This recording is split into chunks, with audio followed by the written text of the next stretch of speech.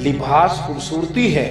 قرآن مجید نے کہا کہ مرد کی خوبصورتی ہے اس کی عورت کے ساتھ، عورت سجتی ہے اپنے خامد کے ساتھ۔ دوسری بات، لباس انسان کو گرمی اور سردی سے بچاتا ہے۔ شدید گرمی میں بھی ضرورت ہوتی ہے کہ کچھ لباس ہو تاکہ شدت نہ ہو، سورج کی تپش نہ لگے۔ میرے عزیزو، مرد عورت کو، عورت مرد کو ایک دوسرے کے لیے سائبان بنتے ہیں، مشکلات سے نکلنے کا ذریعہ بنتے ہیں۔ تیسری بات دیکھو، اتنی گہری بات کہیں اور نہیں مل سکتی۔ تیسری بات ارشاد فرمائی مفسرین کرام نے، فرمانے لگے کہ لباس جو ہوتا ہے نا وہ جسم کے عیب چھپا دیتا ہے۔ عیب چھپ جاتے ہیں، جتنے مرضی گہرے وجود پر نشانات ہوں وہ چھپ جاتے ہیں لباس کی وجہ سے۔ کہنے لگے عورت مرد کے عیب چھپا دیتی ہے، مرد عورت کے عیب چھپا دیتا ہے۔ شکوے نہیں کرتے۔ نبی پاک صلی اللہ تعالی علیہ وسلم نے فرمایا اپنی بیوی سے بغض نہ رکھنا، اگر اس کی ایک بات تمہیں ناپسند ہو تو اس پر غور کر لینا جو تمہیں پسند ہے، گھر بچ جائیں گے۔ آپ دیکھو کتنی تیزی سے طلاقیں ہو رہی ہیں، لیکن قرآن مجید نے کہا تم لباس ہو ایک دوسرے کا، تم لباس ہو۔ جس طرح کا ہمارا ذہن قرآن مجید نے بنایا ہے اس طرح کا کوئی دوسرا شخص بنا سکتا؟ اور پھر اس کی خوبصورتی اس طرح بھی چھلکی کہ قرآن پاک کا عملی نمونہ جب حضور کی سنت کی صورت میں ہمارے سامنے آیا تو اللہ کے پیارے حبیب علیہ السلام نے ایک دن فرمایا، میں دیکھتا ہوں بعض لوگ جو ہے نا وہ اگر باہر جج ہوتے ہیں تو ان کا دل کرتا ہے گھر بھی میں جاؤں تو کوئی بندہ مجھ سے فیصلہ ہی کرا لے، اور جو باہر ٹیچر ہوتے ہیں تو ان کا دل کرتا ہے گھر جاؤں تو سب سے کہوں نکالو کتابیں، چلیں علماء اور مشائخ کی تو ویسے ہی بات نہیں کرنی، ویسے دل کرتا ہے پیران عظام کا کہ گھر میں بھی داخل ہوں تو سارے حضرت صاحب ہی کہیں۔ بھئی ایسا ہو نہیں سکتا نا، آپ کسی کے بیٹے ہیں، کسی کے شوہر ہیں، کسی نے آپ سے کوئی بات کرنی ہے، آپ کا کچھ لہجہ تبدیل ہونا چاہیے۔ حضرت سیدہ عائشہ صدیقہ رضی اللہ تعالیٰ عنہ فرماتی ہیں میں قربان جاؤں، ایک دن محبوب مجھ سے فرمانے لگے عائشہ جب تم مجھ سے راضی ہوتی ہو تب بھی مجھے پتہ چل جاتا ہے، اور جب تمہارے دل میں کوئی بات ہوتی ہے پھر بھی مجھے پتہ چل جاتا ہے۔ تو میں نے جلدی سے عرض کی یا رسول اللہ میرے ماں باپ قربان، میں اور آپ کے بارے میں؟ تو محبوب فرمانے لگے کبھی کبھی قسم اٹھاتی ہو؟ میں نے کہا یا رسول اللہ صلی اللہ تعالی علیہ وسلم اٹھاتی ہوں۔ تو حضور فرمانے لگے جب ہوتی ہو نا راضی تو پھر کہتی ہو مجھے محمد مصطفیٰ کے رب کی قسم، اور جب تمہارے دل میں کوئی بات ہوتی ہے تو پھر کہتی ہو مجھے حضرت ابراہیم علیہ السلام کے رب کی قسم۔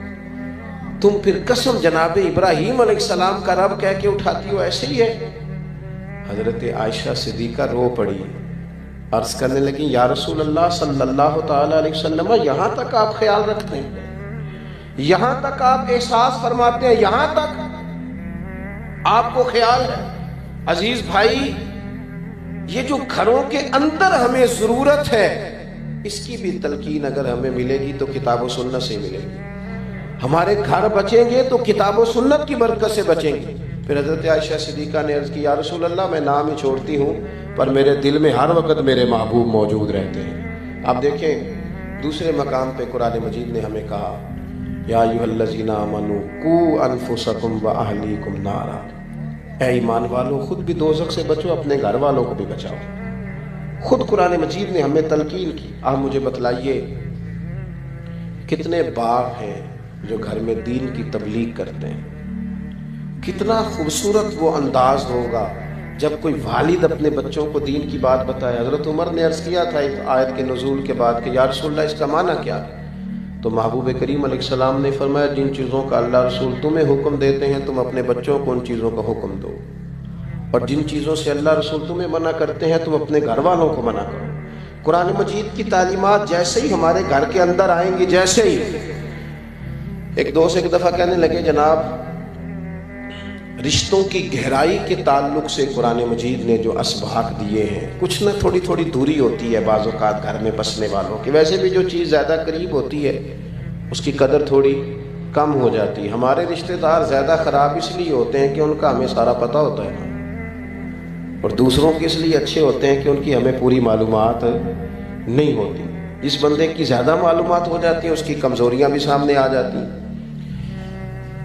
رشتوں کی گہرائی، بالخصوص باپ اور بیٹے کے رشتے کی گہرائی، ماں اور اولاد کے رشتے کی گہرائی، یہ اگر قرآن مجید کے 2 مقامات دیکھ لیے جائیں نا، 2 مقامات، آپ کی توجہ ہے میری بات پر، 2 مقامات دیکھ لے چلیں۔ قصیدے زیادہ اماں کے لیے لکھے گئے، اور بات بھی درست ہے، اماں بڑا پیار کرتی ہے، لیکن میں بڑی ذمہ داری سے کہتا ہوں باپ بھی اپنے بچوں سے بڑا ہی پیار کرتا ہے۔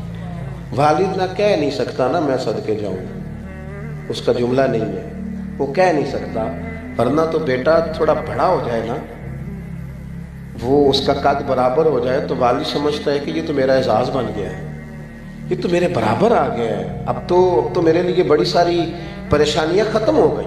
والد جس طرح راضی ہوتا ہے، جس طرح سے وہ پیار کرتا ہے، جس طرح سے اس کی طبیعت اپنی اولاد کے ساتھ لگتی ہے۔ 2 مقام قرآن مجید کے دیکھے جائیں، 2 مقامات، کسی گہرے شعر کی ضرورت نہیں، کسی لمبی چوڑی بات کی ضرورت نہیں، آپ کو کوئی دور جا کر کوئی ایسی بات میٹھی لانے کی ضرورت نہیں، صرف ان 2 باتوں کو ذہن میں لائیں۔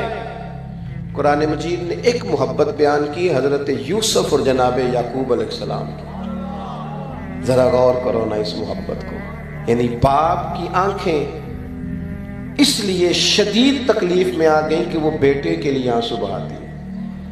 یہ اس محبت کی گہرائی قرآن پاک نے۔ دوسرا مقام حضرت ابراہیم کی جناب اسماعیل سے محبت، جناب اسماعیل کا اپنے والد سے پیار۔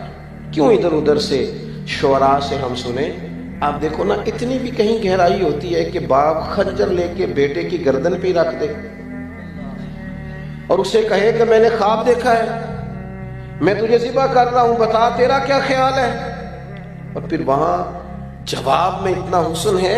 یہ چیزیں، یہ تلاوتیں جب ہمارے گھروں میں آئیں گی تو کس طرح کا حسن پیدا ہوگا باپ بیٹے کے رشتے میں، کس طرح کی خوبصورتی آئے گی۔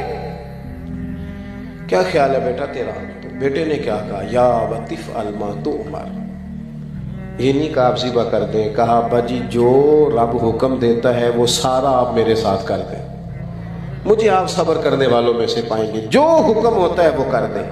ہمارے گھروں میں قرآن مجید آئے، ہماری سوسائٹی میں قرآن مجید آئے، ہماری قرآن پاک کے ساتھ دلچسپی ہو۔ ہوا یہ کہ ہمیں ظاہر ہے کہ ساری کمزوری عوام کے اندر سے نہیں پھوٹتی، کچھ کمزوریاں یہاں سے بھی پھوٹتی ہیں۔ میری طرح کے لوگوں کے جب قبضے ہوتے ہیں تو پھر بھی ماحول اور ہوتا ہے۔ ہمارے ہاں محفل نعت ہوتی ہے، کمال یہ ہے کہ جتنے نقیب اور جتنے نعت کا اسٹیج پہ آتے ہیں وہ سارے کہتے ہیں سارا قرآن ہی حضور کی تعریف ہے، سارا قرآن، بالکل ٹھیک کہتے ہیں، لیکن کہتے ہی رہتے ہیں سارا قرآن حضور کی تعریف ہے، کوئی آیتیں پڑھ کے سناتے نہیں۔